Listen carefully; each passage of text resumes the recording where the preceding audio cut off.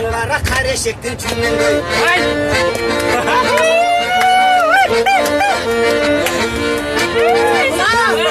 Doğuktun ünlündey. Sen ulusun, sen yaşısın, sen yedin. Aşık olur çıplak oyunculuk edin.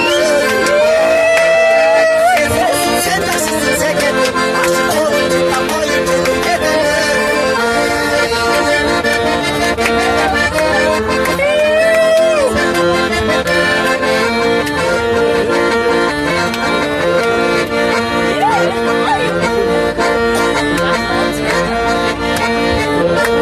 Gözüm solun bulbul teke solun.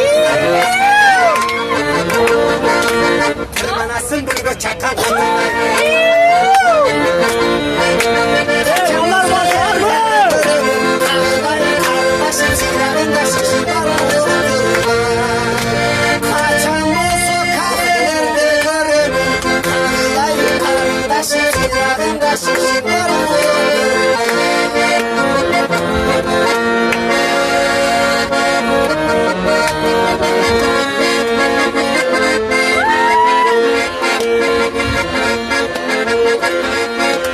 Kapısından çoğuldum sana. Kapısından çoğuldum sana.